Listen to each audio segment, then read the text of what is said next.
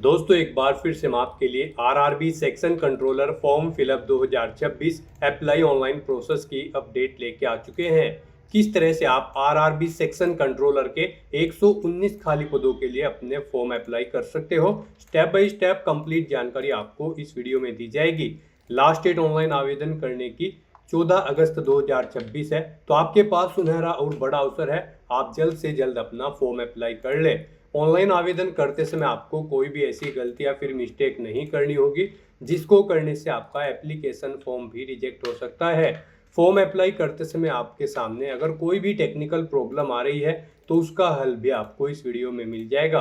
Apply करते समय आपको कुछ महत्वपूर्ण बातों को भी ध्यान में रखना होगा, तभी आपका एप्लीकेशन फॉर्म सक्सेसफुली सबमिट हो पाएगा। फॉर्म अप्लाई करते समय आप अपना रजिस्ट्रेशन किस प्रकार से करोगे, कैसे आपको अपनी personal detail, qualification detail, contact detail fill करनी होगी, Aadhaar PAN verification, DigiLocker verification आपको कैसे करना होगा, कैसे आप अपना पासवर्ड क्रिएट करोगे, लाइव फोटो कैप्चर आपको कैसे करना होगा, डॉक्यूमेंट सिग्नेचर फोटोग्राफ कैसे और कितने केबी में आप अपलोड करोगे, जोन प्रेफरेंस आप कैसे दोगे, फीस पेमेंट करते हुए रजिस्ट्रेशन से लेकर प्रिंट तक आपको कैसे अपना फॉर्म अप्लाई कर लेना होगा।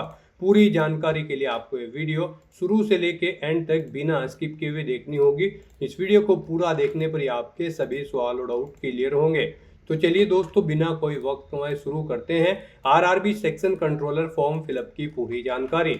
फॉर्म भरने से पहले आपको सबसे पहले हमारी वेबसाइट IND सरकारी नौकरी के इस पेज पर विजिट करना होगा, जिसका लिंक आपको नीचे description plus first comment box में मिल जाएगा। और हमारे इस पेज पर विजिट करके आप यहां से आरआरबी सेक्शन कंट्रोलर का फॉर्म अप्लाई कर सकते हो। रेलवे रिक्रूटमेंट बोर्ड भारतीय रेलवे की ओर से सेक्शन कंट्रोलर के लिए 119 वैकेंसीज निकाली गई है, जिसके लिए लास्ट डेट ऑनलाइन आवेदन करने की 14 अगस्त है। फीस पेमेंट की लास्ट डेट 16 अगस्त है। करेक्शन की डेट 17 से 26 अगस्त है। 35,400 सैलरी है प्रति माह के लिए। ग्रेजुएट डिग्री से आप अप्लाई कर सकते हो। 20 से 33 वर्ष आपकी आयु सीमा रहेगी। जनरल OBC WS के लिए 500 रुपये फीस है, 400 रिफंड कर दी जाएगी। SC/ST PWD फीमेल के लिए 250 है, जो कि टोटल रिफंड कर दी जाएगी। ऑनलाइन मोड से आप फीस पेमेंट करोगे। कंप्यूटर बेस्ड टेस्ट CBT के आधार पे आपका सिलेक्शन होगा। ऑनलाइन अप्लाई कर सकते हो, ऑल इंडिया से अप्लाई कर सकते हो। rrbapply.gov.in इसकी ऑफिशियल वेबसाइट है, जिससे आप फॉर्म अप्लाई कर सकते हो। इंपोर्टेंट लिंक सेक्शन के अंतर्गत ऑफिशियल नोटिफिकेशन PDF लिंक पर क्लिक करके आप इसकी PDF डाउनलोड कर सकते हो। सेक्शन कंट्रोलर की ऑफिशियल PDF है, इसमें आपको कंप्लीट जानकारी यहाँ पर देखने को मिल जाएगी। जैसे कि यहाँ पर आप सबसे पहले इसमें इंपोर्टेंट डेट चेकआउट कर ले, कब से कब तक आप आवेदन कर सकते हो, अदर डेट आपकी क्या रहने वाली है, सैलरी की जानकारी, एज लिमिट, टोटल वैकेंसीज की इंफॉर्मेशन आप यहाँ से चेकआउट कर ले। एलिजिबिलिटी क्राइटेरिया की डिटेल आपको यहाँ पर दे दी गई है। इसमें qualification, age limit, age relaxation की जानकारी आपको डिटेल में यहाँ पर प्रोवाइड करा दी गई है। एग्जामिनेशन पैटर्न, सिलेबस आपको यहाँ पर टॉपिक वाइज, सब्जेक्ट वाइज पूरा डिटेल में दे दिया गया है। आप यहाँ से पूरा सिलेबस भी चेकआउट कर ले। फॉर्म अप्लाई करते समय आपको सिग्नेचर फोटोग्राफ कैसे और कितने केबी में आपको अपलोड करने होंगे, कैसे आप अपना लाइव फोटो कैप्चर करोगे, किन किन कारणों से आपका फॉर्म रिजेक्ट हो सकता है, वो आप यहाँ से चेकआउट कर सकते हो। तो कंप्लीट डिटेल आपको यहाँ पर आरआरबी की सभी वेबसाइट्स की भी लिस्ट आपको दे दी गई है, आप यहाँ से चेकआउट कर ले। फॉर्म अप्लाई करने के लिए सभी जनरल गाइडलाइंस और यहाँ पर आपको वैकेंसीज की जोन वाइज भी कंप्लीट इंफॉर्मेशन दे दी गई है। आरआरबी वाइज आप यहाँ से कैटेगरी वाइज वैकेंसीज की जानकारी चेकआउट कर ले। फॉर्म अप्लाई करने से पहले आपको ये ऑफिशियल नोटिफिकेशन की PDF पूरा पढ़ना अनिवार्य है। इसको पूरा पढ़ने से ही आपके सभी सवाल और डाउट क्लियर होंगे। PDF रीड आउट करने के बाद में आपको अप्लाई ऑनलाइन के इस लिंक पर क्लिक करना होगा, तो आपके सामने ऑनलाइन आवेदन करने का ये ऑफिशियल पोर्टल ओपन हो जाएगा। यहाँ पर आप चेकआउट कर सकते हो। सेक्शन कंट्रोलर की ये भर्ती यहाँ पर स्टार्ट हो चुकी है 15 जुलाई 2026 से। गाइस, यहाँ पर अगर आपने पहले से रजिस्ट्रेशन कर रखा है तो आपको इस वेबसाइट के टॉप पर ही लॉगिन की टैब दी गई है, आप इस पर क्लिक करें। आपके सामने कुछ इस तरह से इंटरफेस ओपन होगा। यहाँ पर आपको लॉगिन विद आधार या फिर लॉगिन विद आरआरबी अकाउंट, इनमें से किसी भी ऑप्शन का यूज करते हुए लॉगिन करके अपना फॉर्म अप्लाई करना है। लॉगिन विद अकाउंट ऑप्शन अगर आप सिलेक्ट करते हैं तो आपको अपना मोबाइल नंबर या ईमेल एड्रेस यहाँ पर एंटर करना है, अपना पासवर्ड आपको एंटर करना है, I am not a robot के चेकबॉक्स को ओके करना है और लॉगिन की स्टेप पर क्लिक करते हुए आपको लॉगिन करके अपना फॉर्म अप्लाई कर लेना है। और अगर आप इस भर्ती के लिए फर्स्ट टाइम अप्लाई करने जा रहे हो या फिर इस पोर्टल के थ्रू किसी भी भर्ती के लिए फर्स्ट टाइम अप्लाई करने जा रहे हो, तो सबसे पहले यहाँ पर आपको अपना अकाउंट क्रिएट करना होगा। उसके लिए आपको क्रिएट एन अकाउंट की ये टैब दी गई है, आप इस पर क्लिक करें। आपके सामने यहाँ पर कुछ इस तरह से इंटरफेस ओपन होगा। अब यहाँ पर आपसे कहा गया है अगर आपने 2024, 25 या फिर 26 में इस पोर्टल के थ्रू किसी भी भर्ती के लिए अप्लाई कर रखा है तो आपको यहाँ पर रजिस्ट्रेशन करने की जरूरत नहीं है। आप अपनी बेसिक इन्फॉर्मेशन प्रोवाइड करते हुए लॉगिन करके अपना फॉर्म अप्लाई कर सकते हो। और अगर आप बिल्कुल फर्स्ट टाइम अप्लाई करने जा रहे हो तो फिर यहाँ पर आपको अपना रजिस्ट्रेशन करना होगा। तो आप यहाँ पर ओके करें और फिर यहाँ पर आपके सामने कुछ इस तरह से इंटरफेस ओपन होगा। अब यहाँ पर आपको अपनी बेसिक इन्फॉर्मेशन प्रोवाइड करते हुए अपना रजिस्ट्रेशन करना है। सबसे पहले यहाँ पर आपको अपनी नेशनलिटी सेलेक्ट कर लेनी है। उसके बाद गाइज आपको यहाँ पर अपना फुल नेम एंटर करना है। अपनी 10वीं की मार्कशीट के अकॉर्डिंग यहाँ पर आपको अपना फुल नेम एंटर करना है, उसे रिटाइप करके कंफर्म कर लेना है। उसके बाद आपसे पूछा गया है कि क्या आपने कभी अपना नाम चेंज किया है, अगर किया है तो आप यस करेंगे। और फिर यहाँ पर जब आपकी डॉक्यूमेंट वेरीफाई होंगे उस समय आपको यहाँ पर अपने नेम चेंज का कोई जो गैजेटेड नोटिफिकेशन है वो शो करना होगा या फिर कोई रिलीवेंट लीगल डॉक्यूमेंट है वो आपको शो करना होगा। जब आपके डॉक्यूमेंट वेरीफाई होंगे तो यहाँ पर आप I understand and I agree के ऑप्शन पर क्लिक करेंगे। और अगर आपने कभी अपना नाम चेंज नहीं किया है तो आप सिंपली यहाँ पर नो ऑप्शन सेलेक्ट करेंगे। चेंज किया है तो आप यस करेंगे और फिर यहाँ पर चेंज नेम देंगे। चेंज नहीं किया है तो आप नो ऑप्शन सेलेक्ट कर लेंगे। उसके बाद यहाँ पर आपको अपनी डेट ऑफ बर्थ सेलेक्ट कर लेनी है। फिर आपको अपनी डेट ऑफ बर्थ यहाँ पर टाइप करनी है, रिटाइप DDMMYY फॉर्मेट में। उसके बाद आपको अपना जेंडर यहाँ पर सिलेक्ट करना है। अपना जेंडर एक बार फिर से आपको रीसिलेक्ट करना है। फिर यहाँ पर आपको अपने फादर का नाम एंटर करना है, उसे रिटाइप करना है। अपनी मदर का नाम एंटर करना है, उसे भी आपको रिटाइप कर देना है कंफर्मेशन के लिए। उसके बाद गाइज यहाँ पर आपको अपनी कॉन्टैक्ट डिटेल प्रोवाइड करनी है। यहाँ पर आपको अपना ईमेल एड्रेस एंटर करना है, मोबाइल नंबर एंटर करना है और फिर जनरेट ईमेल OTP और जनरेट मोबाइल OTP के ऑप्शन पर क्लिक करना है। फिर आपके ईमेल ID और मोबाइल नंबर पर OTP आएंगे। वो OTP आपको यहाँ पर एंटर करते हुए अपना मोबाइल नंबर और ईमेल ID वेरीफाई कर लेने हैं। उसके बाद यहाँ पर आपको अपना वेरिफिकेशन करना है। वेरिफिकेशन के लिए यहाँ पर आपके पास 3 ऑप्शन है। आप यहाँ पर डिजी लॉकर के थ्रू अपना वेरिफिकेशन कर सकते हैं या फिर गाइज यहाँ पर आप आधार कार्ड के थ्रू अपना वेरिफिकेशन कर सकते हैं या फिर आपके पास अगर आधार भी नहीं है तो उसके थ्रू भी आप यहाँ पर अपना वेरिफिकेशन कर सकते हैं अपने पैन नंबर की डिटेल प्रोवाइड कराते हुए। तो यहाँ पर हम आपको तीनों ऑप्शंस के बारे में बताएंगे 1 बाय 1 करके। तो यहाँ पर अगर आप ऑप्शन सेलेक्ट करते हैं वेरिफिकेशन थ्रू डिजी लॉकर तो आपको यहाँ पर वेरिफिकेशन थ्रू डिजी लॉकर के इस ऑप्शन पर क्लिक करना है। फिर यहाँ पर आपको आई कंफर्म के चेकबॉक्स को ओके करना है और उसके बाद गाइज आपको वेरीफाई के इस ऑप्शन पर क्लिक कर देना है। नेक्स्ट आपके सामने डिजी लॉकर का इंटरफेस ओपन हो जाएगा। यहाँ पर आने के बाद गाइज आपको अपना आधार नंबर एंटर करना है, ये कैप्चा कोड आपको यहाँ पर एंटर करना है और उसके बाद फिर आपको नेक्स्ट के इस ऑप्शन पर क्लिक कर देना है। फिर आपके रजिस्टर्ड मोबाइल नंबर पर जिससे आपका आधार अटैच है यानी कि लिंक है उस पर एक OTP आएगा। वो OTP आपको यहाँ पर एंटर करना है और फिर आपको दोबारा से कंटिन्यू के इस ऑप्शन पर क्लिक कर देना है। नेक्स्ट यहाँ पर आपको अपना 6 डिजिट का डिजी लॉकर का सिक्योरिटी पिन एंटर करना है और अगर आप भूल चुके हो तो यहाँ पर आप फॉरगेट सिक्योरिटी पिन के इस ऑप्शन पर क्लिक करें और अपना सिक्योरिटी पिन यहाँ पर गेट कर ले। गाइड यहाँ पर अगर आपने रजिस्ट्रेशन कर रखा है तो आपको यहाँ पर अपना 6 डिजिट का डिजी लॉकर का सिक्योरिटी पिन एंटर करना है और अगर आपने रजिस्ट्रेशन नहीं कर रखा है तो आपको डिजी लॉकर की वेबसाइट को ओपन कर लेना है और वहां पर अपना अकाउंट आपको रजिस्टर कर लेना है, अकाउंट क्रिएट कर लेना है।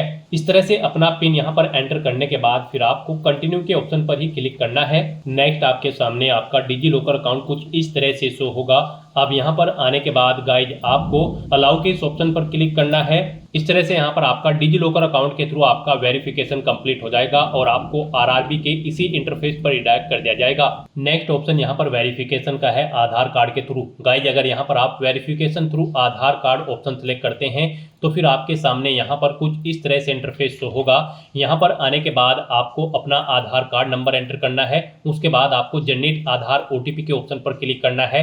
आपके मोबाइल नंबर पर जिससे आपका आधार लिंक है उस पर एक OTP आएगा 6 डिजिट का, वो OTP आपको यहाँ पर एंटर करना है और फिर आपको यहाँ पर वेरीफाई के इस ऑप्शन पर क्लिक करते हुए आपको अपना आधार वेरीफाई कर लेना है। यहाँ पर आपके लिए सबसे बेस्ट ऑप्शन आधार कार्ड का ही रहेगा क्योंकि यहाँ पर आगे भी आपको आपके आधार की जरूरत पड़ेगी एग्जाम टाइम के दौरान, वहां पर भी आपको अपना आधार कार्ड शो करना होगा। तो यहाँ पर हम आपको सजेस्ट करेंगे आप यहाँ पर अपना वेरिफिकेशन आधार के थ्रू कर लें। ये आपके लिए सबसे बेस्ट ऑप्शन है। आरआरबी की भर्ती में यहाँ पर आधार मस्ट कर दिया गया है। तो यहाँ पर अब उसके बाद एक और ऑप्शन है, अगर आप करना चाहे तो यहाँ पर आपका थर्ड ऑप्शन है I do not have Aadhaar card. आपको इस ऑप्शन पर क्लिक करना है। उसके बाद गाइड आपके सामने कुछ ये पॉपअप शो होगा।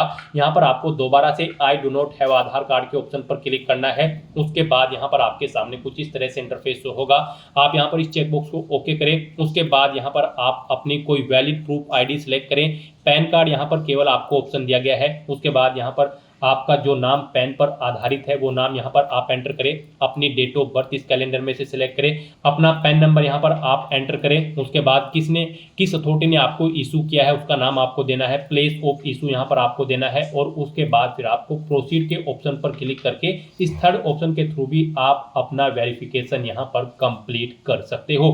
तो इनमें से आपको कोई भी ऑप्शन यूज करते हुए अपना वेरिफिकेशन कर लेना है, ये मस्ट है। ये पूरी वेरिफिकेशन की प्रोसेस हमने आपको बता दी है। इनमें से किसी का भी यूज करते हुए आप अपना वेरिफिकेशन कर सकते हैं। हम आपको एक बार फिर से बता दें, आप यहाँ पर आधार कार्ड के थ्रू अपना वेरिफिकेशन करें, आपके लिए बेस्ट रहेगा। तो यहाँ पर किसी भी ऑप्शन के थ्रू वेरिफिकेशन करने के बाद आपको इस चेकबॉक्स को ओके करना है। I confirm that I am 18 year old या फिर ओल्डर, यानी कि मेरी आयु यहाँ पर 18 साल हो चुकी है या फिर इससे अधिक। आपको इस चेकबॉक्स को ओके करना है। ये डिटेल आप यहाँ पर इस पर क्लिक करके सुन भी सकते हो।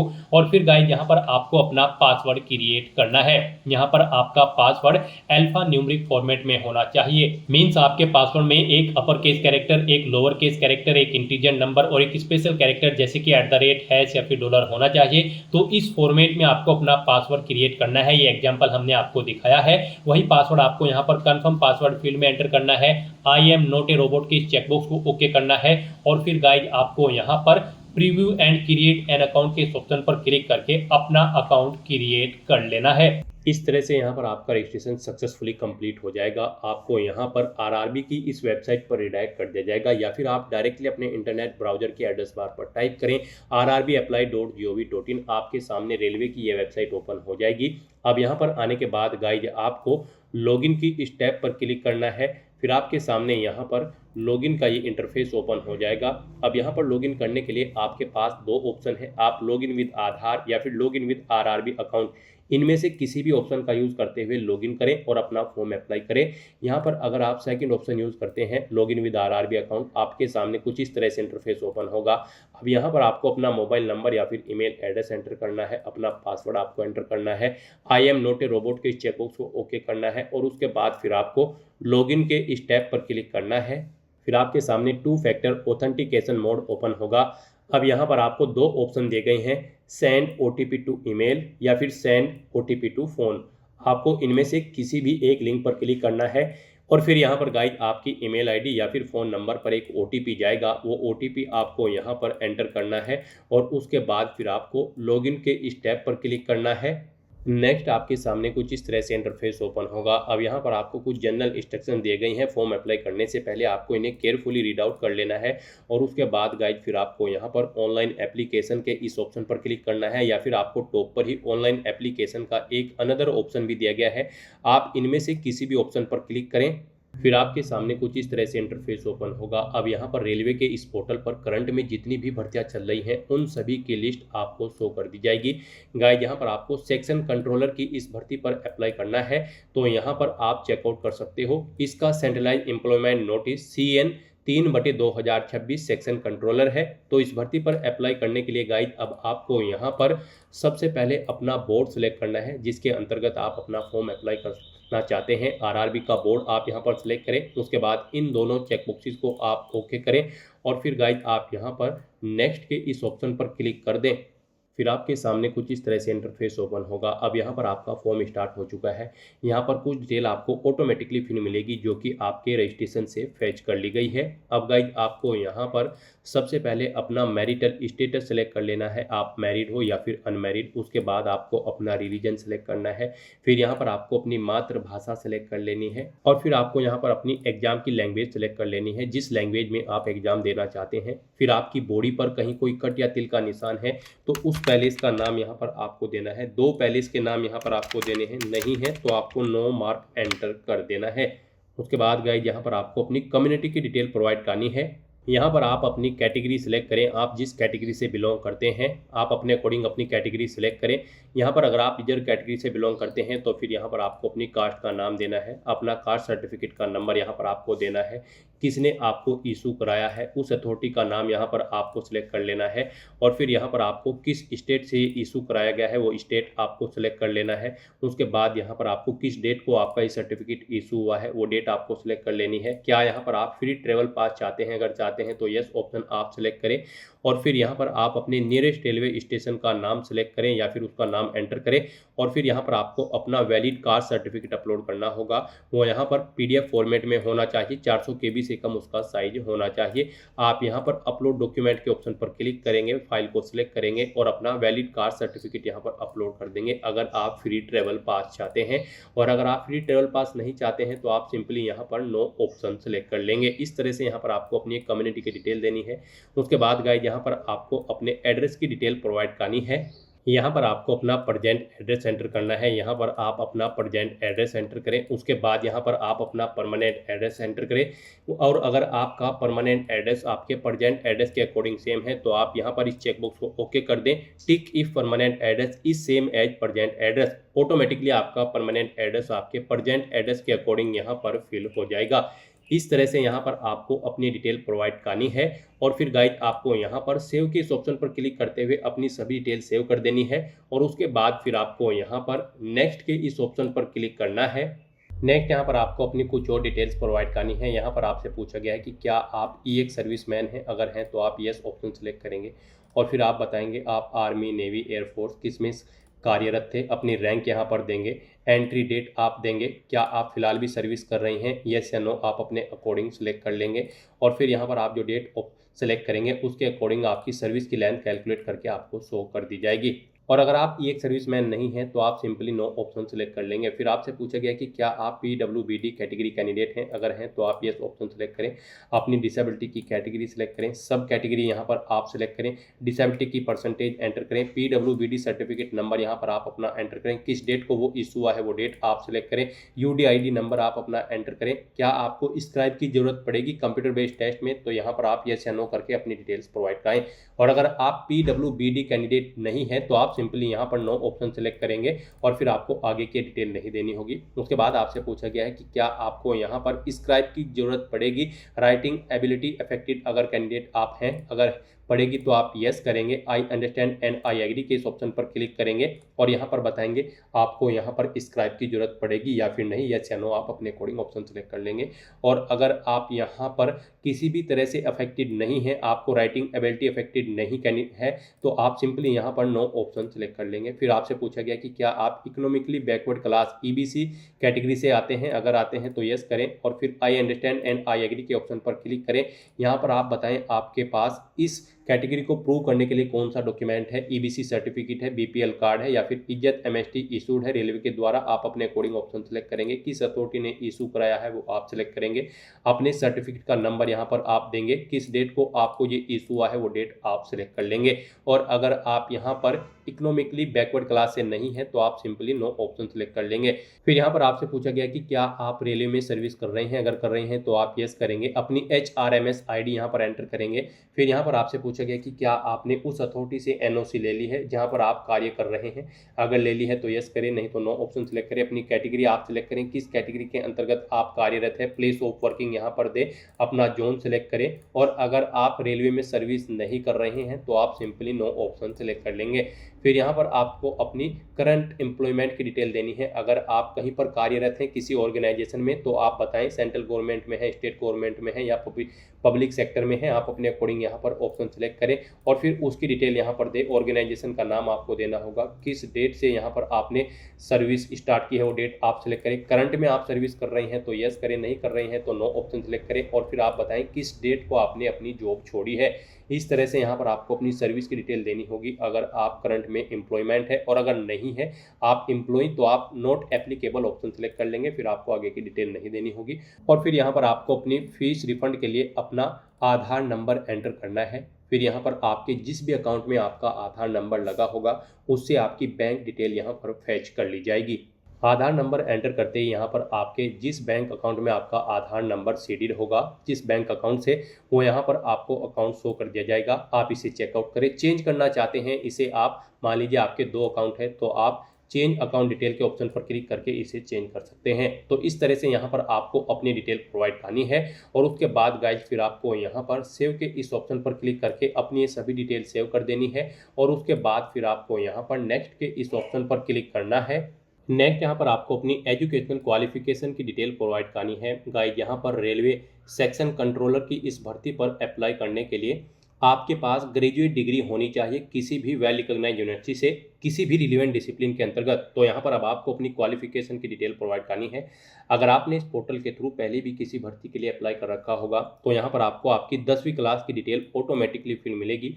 इसमें अगर कोई मिस्टेक है, आप एडिट करना चाहते हैं तो आप यहाँ पर पेंसिल के इस ऑप्शन पर क्लिक करके अपनी डिटेल एडिट कर सकते हैं। और या फिर अगर आप फर्स्ट टाइम यहाँ पर अप्लाई करने जा रहे हैं तो यहाँ पर आप क्वालिफिकेशन में मैट्रिकुलेशन/SSLC ऑप्शन सेलेक्ट करेंगे। फिर आपके सामने कुछ इस तरह से इंटरफेस ओपन होगा। अब यहाँ पर आपको अपनी 10वीं क्लास की डिटेल देनी होगी। सबसे पहले आपको स्टेट सेलेक्ट करना होगा जिससे आपने अपनी 10वीं क्लास पास आउट की है। फिर आपको डिस्ट्रिक्ट सेलेक्ट करना है। फिर यहाँ पर आपको बोर्ड का नाम देना है जिस बोर्ड से आपने अपनी 10वीं क्लास पास आउट की है। पासिंग डेट यहाँ पर आपको सिलेक्ट कर लेनी है। फिर यहाँ पर आपको अपनी 10वीं का रोल नंबर एंटर करना है। फिर यहाँ पर आपको अपनी 10वीं क्लास के सर्टिफिकेट का सीरियल नंबर एंटर कर देना है और उसके बाद आपको यहाँ पर ऐड या अपडेट के ऑप्शन पर क्लिक करते हुए अपनी 10वीं क्लास की डिटेल ऐड या फिर अपडेट कर देनी है। इस तरह से यहाँ पर आपको अपनी 10वीं क्लास की डिटेल देनी है। तो इस प्रकार यहाँ पर आपकी 10वीं क्लास की डिटेल ऐड हो जाएगी और उसके बाद गाइज फिर यहाँ पर आपको अपनी ग्रेजुएशन की डिटेल देनी है। यहाँ पर आप बैचलर डिग्री ऑप्शन सेलेक्ट करेंगे। यहाँ पर आपको सबसे पहले अपनी डिसिप्लिन या सब्जेक्ट सेलेक्ट करना है बैचलर डिग्री। फिर यहाँ पर आपको अपने कोर्स का नाम देना है ग्रेजुएशन के जिसमें आपने अपनी ग्रेजुएशन पास आउट की है, जैसे कि BA, BCom, BSc या फिर BTech। उसके बाद आपको अपना स्टेट सेलेक्ट करना है जिस स्टेट से आपने अपनी ग्रेजुएशन पास आउट की है। डिस्ट्रिक्ट सेलेक्ट कर लेना है। उसके बाद आपको कॉलेज या यूनिवर्सिटी का नाम देना है जिससे आपने अपनी ग्रेजुएशन यहाँ पर पास आउट की है। उसके बाद यहाँ पर आपको पासिंग डेट सेलेक्ट कर लेनी है इस कैलेंडर में से जब आपने अपनी ग्रेजुएशन पास आउट की है। फिर यहाँ पर आपको अपनी ग्रेजुएशन की परसेंटेज एंटर कर देनी है। इस तरह से यहाँ पर आपको अपनी ग्रेजुएशन की डिटेल प्रोवाइड करनी है और फिर गाइज आपको यहाँ पर ऐड के इस ऑप्शन पर क्लिक करते हुए अपनी ग्रेजुएशन की डिटेल भी ऐड कर देनी है। इस तरह से यहाँ पर आपकी क्वालिफिकेशन की डिटेल सक्सेसफुली ऐड हो जाएगी और फिर आपको यहाँ पर नेक्स्ट के इस ऑप्शन पर क्लिक करना है। नेक्स्ट यहाँ पर आपको अपना फोटो और सिग्नेचर अपलोड करने हैं। यहाँ पर आपको फोटो कैप्चर करने के लिए 2 ऑप्शन दिए गए हैं। आप यहाँ पर डायरेक्टली कैप्चर लाइव इमेज के ऑप्शन पर क्लिक करें, अपने वेब कैमरा के थ्रू अपना लाइव फोटो कैप्चर कर लें, या फिर आप यहाँ पर capture live image from mobile के इस ऑप्शन पर क्लिक करें। आपके सामने यहाँ पर एक QR कोड शो होगा। इस QR कोड को आप अपने मोबाइल फोन से स्कैन करें। अपने मोबाइल फोन में आपने जो भी यहाँ पर QR कोड स्कैनर इंस्टॉल किया हुआ है उसके थ्रू आप इसे स्कैन करें। उसके बाद आपके मोबाइल फोन में आपको अपना RRB का अकाउंट लॉगिन करना होगा। अपने लॉगिन की डिटेल प्रोवाइड करते हुए आपको अपने डैशबोर्ड में लॉगिन कर लेना है और फिर वहां से आपको अपना फोटो लाइव कैप्चर करना है। फोटो कैप्चर करते समय आपको अपना फेस सर्कल में प्रॉपर वे में लाना है और अपनी आंखों को 2 या 3 बार ब्लिंक करना है। उसके बाद यहाँ पर आपका लाइव फोटो कैप्चर हो जाएगा आपके मोबाइल फोन से। यहाँ पर फोटो कैप्चर करते समय आपको कुछ जनरल इंस्ट्रक्शंस दिए गए हैं, आपको इन्हें रीड आउट कर लेना है। फोटो कैप्चर करते समय आपको सफेद कपड़े नहीं पहनने हैं और जिस स्थान पर आप अपना फोटो कैप्चर करेंगे वहां पर प्रॉपर वे में लाइट होनी चाहिए और प्लेन बैकग्राउंड उस स्थान का होना चाहिए। और यहाँ पर आपको बिल्कुल सीधा कैमरे की तरफ देखना है और आपको यहाँ पर फोटो कैप्चर करते समय अपने सर पर कोई टोपी या फिर कैप नहीं पहननी है, ना आपको अपने चेहरे पर कोई मास्क लगाना है और ना ही आपको अपने आंखों पर कोई चश्मा यहाँ पर पहनना है। तो यहाँ पर आपको कुछ इन इंस्ट्रक्शंस को ध्यान में रखते हुए अपना लाइव फोटो कैप्चर कर लेना है। दोस्तों, मोबाइल से लाइव फोटो कैप्चर करने के लिए सबसे पहले आपको अपने फोन में QR code scanner application open करनी होगी। उसके बाद में आपको ये बार कोड यहाँ पर स्कैन कर लेना होगा। उसके बाद में आपको इस लिंक पर क्लिक करना होगा। उसके बाद यहाँ पर आने के बाद में आपको RRB अकाउंट के अंतर्गत अपने डैशबोर्ड में लॉगिन करना होगा। लॉगिन करने के लिए आप आधार से लॉगिन कर सकते हो या फिर RRB अकाउंट के थ्रू लॉगिन कर सकते हो। जैसे कि हम आपको RRB अकाउंट के थ्रू लॉगिन करके दिखा रहे हैं। सबसे पहले आपको यहाँ पर अपना ईमेल एड्रेस एंटर करना होगा, पासवर्ड आपको एंटर करना होगा और इस चेक बॉक्स को ओके करना होगा और यहाँ पर लॉगिन की स्टेप पर क्लिक करके अपने डैशबोर्ड में लॉगिन कर लेना होगा। लॉगिन करने के लिए आपको ईमेल आईडी या फिर मोबाइल फोन पर एक OTP सेंड करना होगा। उसके लिए आपको यहाँ पर इस लिंक पर क्लिक करना होगा। OTP एंटर करने के बाद में आपको लॉगिन की स्टेप पर क्लिक करना होगा। लॉगिन करने के बाद में आपके सामने कुछ इस तरह से इंटरफेस ओपन हो जाएगा। यहाँ पर आकर आपको इस पेज को स्क्रॉल डाउन करना होगा और यहाँ पर आप देख सकते हो capture live image. Live photo capture करने के लिए आपको इस टैब पर क्लिक करना होगा और अपना लाइव फोटो कैप्चर कर लेना होगा। फोटो कैप्चर करने के लिए आपको अपना फेस इस सर्कल के अंतर्गत लाना होगा और अपनी आंखों को यहाँ पर ब्लिंक करना होगा वेरिफिकेशन के लिए, और उसके बाद में कैप्चर के इस टैब पर क्लिक करके अपना लाइव फोटो कैप्चर कर लेना होगा। तो इस तरह से आपका लाइव फोटो कैप्चर हो जाएगा और उसके बाद में आपको सेव की टैब पर क्लिक करके अपना लाइव फोटो जो आपने कैप्चर किया है उसको सेव कर देना होगा। उसके बाद गाइस यहाँ पर आपको अपने सिग्नेचर अपलोड करने हैं। सिग्नेचर यहाँ पर आपके जेपीजी या फिर जेपीईजी फॉर्मेट में होने चाहिए। सिग्नेचर की विड्थ आपकी 140 पिक्सल होनी चाहिए, हाइट 60 पिक्सल होनी चाहिए। सिग्नेचर यहाँ पर आपको एक ब्लैंक इंक पेन से व्हाइट पेपर पर करने हैं। यहाँ पर आपको एक बॉक्स क्रिएट करना है जिसकी विड्थ 140 पिक्सल होनी चाहिए और हाइट उसकी 60 पिक्सल होनी चाहिए। उसमें आपको अपने सिग्नेचर यहाँ पर करके अपलोड करने हैं। साइज आपके सिग्नेचर की फाइल का 30 KB से 49 KB के बीच में होना चाहिए। और अगर आप अपने सिग्नेचर का साइज कम या ज़्यादा करना चाहते हैं तो आप गूगल पर जाएं, इमेज रिसाइज टाइप करें, मल्टीपल ऑनलाइन वेबसाइट ओपन होंगी, उनमें से कोई भी वेबसाइट ओपन करें, वहां पर आप अपने सिग्नेचर की फाइल को अपलोड करें और अपनी नीड के अकॉर्डिंग आप उसका साइज सेट करके फिर उसे वहां से डाउनलोड करके अपलोड कर दें। तो यहाँ पर आपको ब्राउज के ऑप्शन पर क्लिक करना है, फाइल को सिलेक्ट कर लेना है और अपने सिग्नेचर की फाइल को यहाँ पर अपलोड कर देना है। इस तरह से यहाँ पर अपना फोटो और सिग्नेचर अपलोड करने के बाद गाइस फिर आपको I have uploaded my own signature के इस चेकबॉक्स को ओके करना है और फिर आपको यहाँ पर सेव के इस ऑप्शन पर क्लिक करके अपना फोटो और सिग्नेचर सेव कर देने हैं और उसके बाद आपको नेक्स्ट के इस ऑप्शन पर क्लिक करना है। नेक्स्ट यहाँ पर आपको अपनी जोन प्रेफरेंस देनी है। गाइस यहाँ पर आपने पीछे जो डिटेल प्रोवाइड कराई है और पीछे आपने जो अपना बोर्ड सेलेक्ट किया है उसके अकॉर्डिंग यहाँ पर आपको जोन शो कर दी जाएंगे। यहाँ पर आपको एक या फिर एक से ज़्यादा जोन शो होंगे। आप यहाँ पर जिस जोन को जिस नंबर पर प्रेफरेंस देना चाहते हैं उसके सामने उसी नंबर पर प्लस के ऑप्शन पर क्लिक करेंगे और यहाँ पर इस सेकंड कॉलम में ऐड कर देंगे। इस तरह से यहाँ पर आपको अपनी जोन प्रेफरेंस देनी है।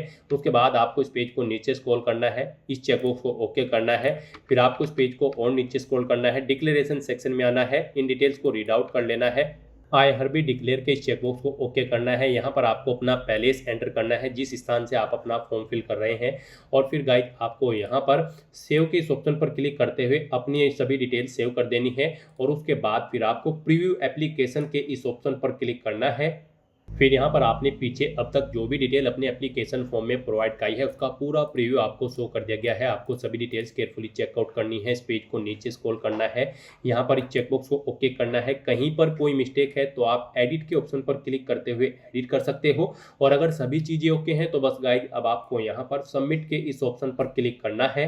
फिर आपके सामने ये पॉपअप शो होगा। अब आपको एक बार फिर से यहाँ पर सबमिट के इस ऑप्शन पर क्लिक करना है। इस तरह से यहाँ पर आपका एप्लीकेशन फॉर्म सक्सेसफुली सबमिट हो जाएगा। यहाँ पर आपका फॉर्म तो सबमिट हो चुका है लेकिन कंसीडर इसे आपके फीस पेमेंट के बाद ही किया जाएगा। तो यहाँ पर अब आपको आपकी कैटेगरी के अकॉर्डिंग एप्लीकेशन फीस का अमाउंट देखने को मिल जाएगा। यहाँ पर अनरिजर्व कैटेगरी की कैंडिडेट के लिए 500 रुपये फीस है और रिजर्व कैटेगरी कैंडिडेट के लिए यहाँ पर 250 रुपये एप्लीकेशन फीस है। अनरिजर्व कैटेगरी कैंडिडेट के 400 रुपये यहाँ पर रिफंड कर दी जाएंगे और रिजर्व कैटेगरी कैंडिडेट की पूरी फीस यहाँ पर बाद में रिफंड कर दी जाएगी कंप्यूटर बेस्ड टेस्ट फर्स्ट में पार्टिसिपेट करने के बाद। तो यहाँ पर गाइड अब आपको अपना फीस पेमेंट करना है आपकी कैटेगरी के अकॉर्डिंग। जो आपको एप्लीकेशन फीस का अमाउंट देखने को मिल रहा है ये फीस अमाउंट अब आपको पे करना है। आपका फॉर्म तो सबमिट हो चुका है लेकिन कंसिडर इसे आपके फीस पेमेंट के बाद ही किया जाएगा। तो यहाँ पर अब आपको अपना फीस पेमेंट करने के लिए पे विद SBI ई-पे के इस ऑप्शन पर क्लिक करना है। फिर आपके सामने ये पॉपअप शो होगा। अब आपको यहाँ पर आई एग्री के चेकबॉक्स को ओके करना है और उसके बाद गाइड फिर आपको प्रोसीड के इस ऑप्शन पर क्लिक करना है। फिर आपके सामने फीस पेमेंट का ये इंटरफेस ओपन होगा। अब यहाँ पर आप debit card, credit card, net banking या फिर UPI के माध्यम से अपना फीस पेमेंट कर सकते हो। UPI यहाँ पर आपके लिए सबसे बेस्ट और इजी ऑप्शन रहेगा। तो आप UPI के इस ऑप्शन पर क्लिक करें, उसके बाद आप यहाँ पर UPI QR के इस ऑप्शन पर क्लिक करें और फिर गाइड पे नाउ के इस ऑप्शन पर क्लिक कर दें। फिर आपके सामने ये QR कोड शो होगा। आप इसे अपने UPI से स्कैन करें और अपना फीस पेमेंट कर दें। सक्सेसफुली फीस पेमेंट करते ही यहाँ पर आपके एप्लीकेशन फॉर्म की सभी टास्क कंप्लीट हो जाएगी। फिर आपको आपके डैशबोर्ड में डायरेक्ट कर दिया जाएगा और वहाँ से फिर आपको अपने एप्लीकेशन फॉर्म का एक हार्ड कॉपी या फिर सॉफ्ट कॉपी प्रिंट आउट ले लेना है फ्यूचर यूज के लिए, फ्यूचर रेफरेंस के लिए। तो दोस्तों ऐसे आप RRB सेक्शन कंट्रोलर की इस भर्ती के लिए अपने फॉर्म अप्लाई कर सकते हो बिना कोई मिस्टेक किए हुए। आज की इस वीडियो में बस इतना ही। आई होप ये वीडियो आपको पसंद आई होगी। अगर पसंद आई हो तो इसे लाइक और शेयर करें। चैनल पर नए हो तो इसे सब्सक्राइब कर लें। Thanks for watching.